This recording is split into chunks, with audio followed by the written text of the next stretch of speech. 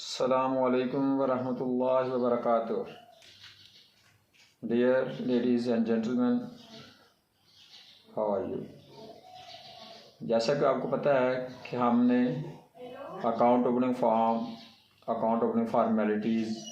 Procedure और documentation पे session कर रहे हैं। बैंक में जब भी आपने अकाउंट खुलवाना होता है तो उसके लिए जो जो डॉक्यूमेंट रिक्वायर्ड होते हैं, जिस टाइप का अकाउंट खुलवा रहे हैं, जिस कैटेगरी में अकाउंट खुलवा रहे हैं, उसके मुताबिक डॉक्यूमेंटेशन को हम डिस्कशन कर रहे हैं। आज का हमारा टॉपिक होगा कि विजनरी इम्पेयर्ड पर्सनस या विजुअली इम्पेयर्ड पर्सनस का अकाउंट कैसे खोला जाता है। What it means visually impaired person mean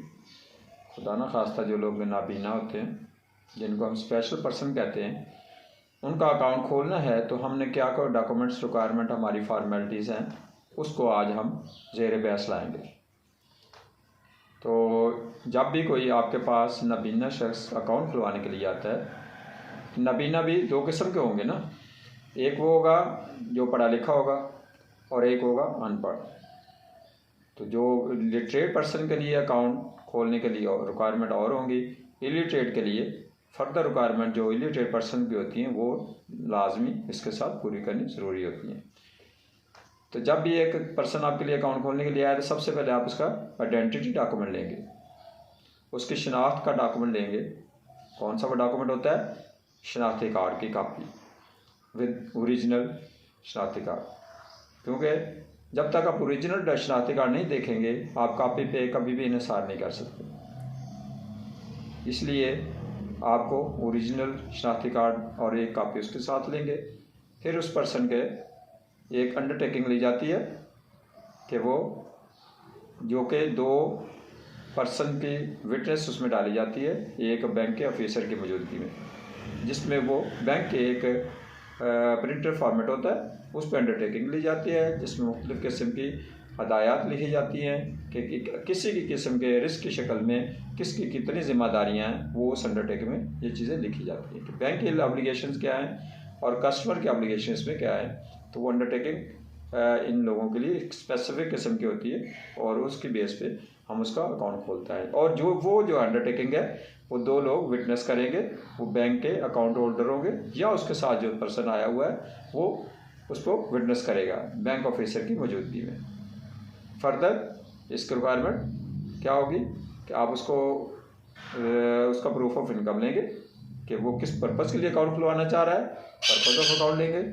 और प्रूफ ऑफ इनकम की उसको पेमेंट कहाँ से आनी है, कौन उसको पेमेंट दे रहा है, किधर से पेमेंट आ रही है, उसकी अपनी पेमेंट है, वो सैलरीड पर्सन है या कहीं पे काम करता है या उसको किसी कहीं से कोई एड मिल रही है, डोनेशन मिल रही हैं, जो भी सूरत हाल है वो आप उसको मेंशन करेंगे और कितनी अमाउंट की वो डोनेशन होंगे, मैक्सिमम कितने अकाउंट को ट्रांजेक्शन करेगा, उसके मुताबिक उसका अकाउंट खोला जाता है।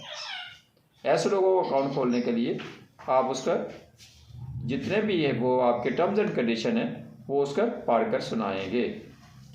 क्योंकि अकाउंट ओपनिंग फॉर्म में पढ़ा लिखा आदमी तो वो उन टर्म्स एंड कंडीशन को पढ़ सकता है। जो बंदा पढ़ा लिखा होने के बावजूद नाबीना है तो उसको तो वो नहीं पढ़ सकेगा, तो आप उसको पढ़ कर सुनाएंगे, बैंक का ऑफिसर पढ़ कर सुनाएगा उसके साथ जो पर्सन आया हुआ है उसकी मौजूदगी में, और उसके आप साथ बेहतर है कि साइन ले लें ताकि वो एक विटनेस हो जाए कि इसको हमने ये सारी टर्म्स एंड कंडीशन पढ़ कर सुना दी थी।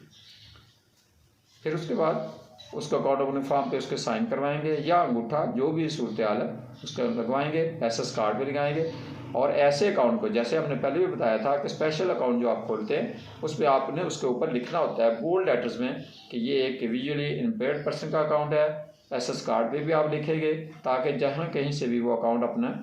ऑपरेट करना चाह रहा है तो वहाँ पे उन लोगों को, उस ऑफिसर को, उस ब्रांच के ऑफिसर को ये पता हो, जब वो एसएस कार्ड आपको ओपन करेगा सिस्टम में तो उसको पता चल जाएगा कि ये विजुअली इम्पेयर्ड पर्सन है।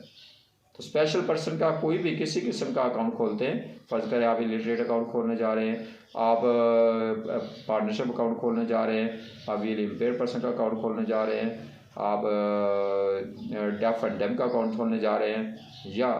आप मेंटली डिस्कार्डेड पर्सन का अकाउंट खोलने जा रही हैं, तो इस किस्म के स्पेशल अकाउंट जो होते हैं उनके ऊपर बोल्ड लेटर में लिखना होता है आपने कि ये इस किस्म का अकाउंट है, ताकि उसको जहाँ भी अकाउंट ओपन ऑपरेट होगा वहाँ उन लोगों को पता चल जाता है कि इसका कैसा अकाउंट है। फर्दर आप उसका proof of business, proof of income, वो आप उसका प्रूफ लेंगे ताकि आपके पास वो एक रिकॉर्ड में आ जाए चीज़ कि ये पर्सन है। सेकेंडली, इसका आप नेक्स्ट ऑफ किन का शनाख्ती कार्ड की कापी अपने साथ रखेंगे, उसकी जो है एड्रेस लिखेंगे, उसका फ़ोन नंबर लिखेंगे, ताकि किसी की सूरत हाल में अगर हमें किसी आदमी से रब्ता करना पड़ता है तो हम उससे रब्ता कर सकते हैं। तो ऐसे हालात में जब इंडिविजुअल का अकाउंट खोल रहे होते तो एन.ओ. के नेक्स्ट ऑफ किन लेना बहुत ज़रूरी होता है। ये मैंडेटरी भी है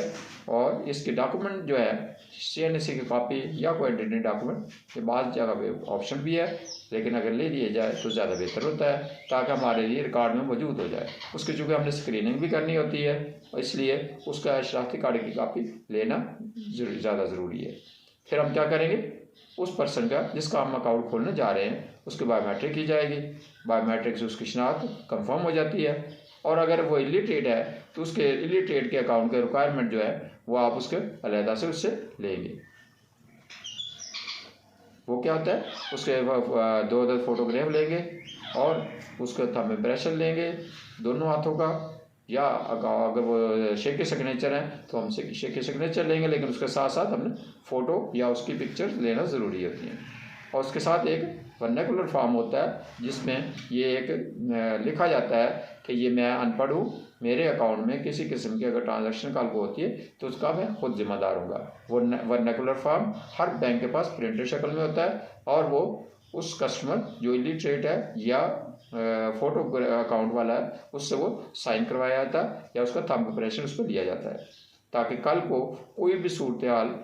कोई रिस्क या किसी किस्म की कॉम्प्लिकेशन आती है तो वो वर्नाकुलर फॉर्म में मौजूद जो तहरीर है वो तहरीर क्या होती है, उसमें ये लिखा होता है कि अगर कल को किसी किस्म का मेरे अकाउंट में कोई प्रॉब्लम आता है या मेरी तरफ से कोई चीज़ ऐसी आती है तो मैं उसका खुद जिम्मेदार हूँगा। और ये बैंक ऑफिसर की जिम्मेदारी है कि उसको वो चीज़ पढ़ के सुनाए। और एक और बात, जो आपका इलिटरेट अकाउंट होता है उसका पेमेंट जो होती है वो हमेशा वो पर्सन खुद बैंक में हाजिर होगा और ख़ुद पेमेंट लेगा, और ये चीज़ उसके अकाउंट ओपनिंग फॉर्म पे भी स्टैम्प की जाती है और उसके SS कार्ड पे भी स्टैम्प की जाती है और उसके साथ साथ उसके चेक बुक पे हर चेक के ऊपर ये स्टैम्प लगाई जाती है। तो बैंक ऑफिसर की जिम्मेदारी है कि जब भी चेक बुक इशू करे ऐसे पर्सन के लिए तो उसके ऊपर वो स्टैम्प लगा के दे, ताकि कल को वो किसी पर्सन को वो चेक देता है तो उस आदमी जो चेक लेने वाला है उसको कम से कम ये पता हो कि ये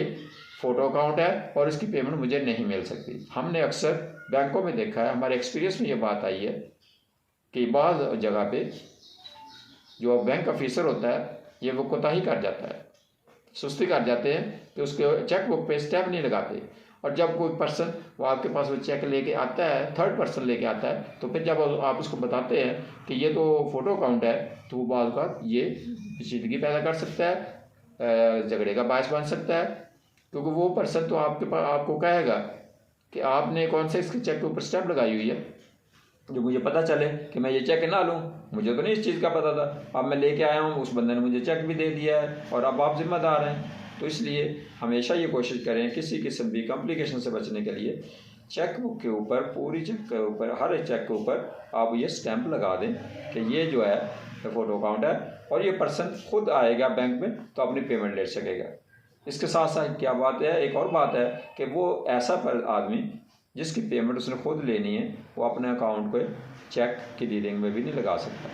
किसी आदमी को वो चेक नहीं दे सकता कि क्लियरिंग के थ्रू वो पास हो जाए। अगर क्लियरिंग में ऐसा कोई चेक आ जाता है फ़ोटो अकाउंट वाला तो आपको रिफ्यूज़ कर सकते हैं, उसको वापस करना चाहिए कि, और उस पर ऑब्जेक्शन भी यही होना चाहिए कि ये फ़ोटो अकाउंट है, इसकी पेमेंट काउंटर के अलावा कहीं नहीं हो सकती।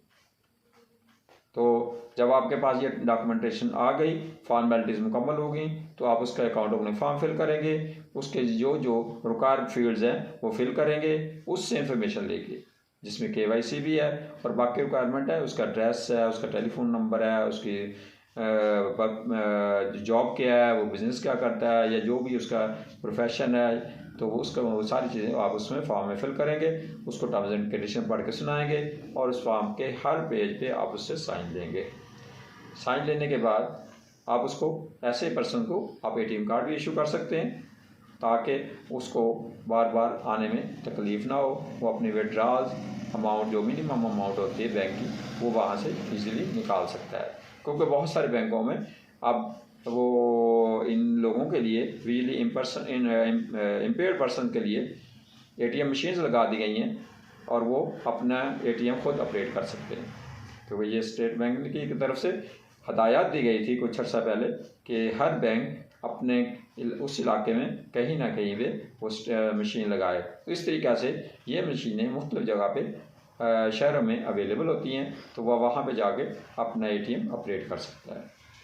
तो ATM वहाँ से ऑपरेट करे या किसी और मशीन से ऑपरेट करे, वो ATM ले सकता है। उसके लिए भी अंडरटेकिंग दी जाती है, वर्नाकुलर फॉर्म तो ऑलरेडी अकाउंट ओपनिंग फॉर्म के साथ लगा होता है, तो इसलिए फिर आप उसकी स्क्रीनिंग करेंगे। स्क्रीनिंग उस पर्सन की करेंगे जैसे हम पहले भी कई दफ़ा बता चुके हैं अपने पिछले सेशंस में,